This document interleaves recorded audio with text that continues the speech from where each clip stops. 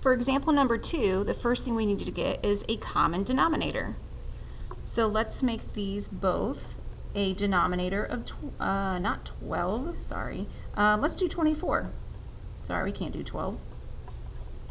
So if we do, oops, I apologize. Let me wipe that out here. So this is going to be 24. Now remember, when we change our denominator, this is going to be times 3, so this is times 3, so I get a 9 up here. And this is times 4, this is times 4, so this is a 20. Now be careful, we have an adding problem, but remember our integer song, row, row, row your boat? So we have different signs, subtract, because I have a -5 and a +3. Now when we subtract fractions, we want to put the bigger one on top first. So I'm going to do 5, and I'm going to ignore the negatives for right now. 5 and 9/24 minus 3 and 20/24. So when we do different signs, subtract, then we're going to put the bigger number on top to do the subtraction. However, now I also know, keep the sign of the higher number, then you'll be exact. My answer is going to be negative because I have more negatives here. The problem with subtraction is we cannot do 9 minus 20.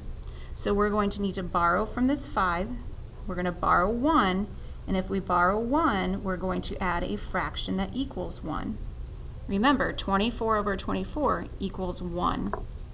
So, just for note purposes, if you want to make a note to yourself that this right here, that was the 1 that we borrowed.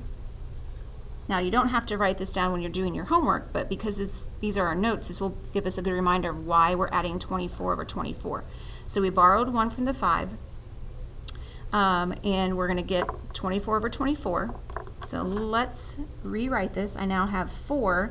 Now 9 plus 24 is 33 over 24 minus 3 and 20 over 24.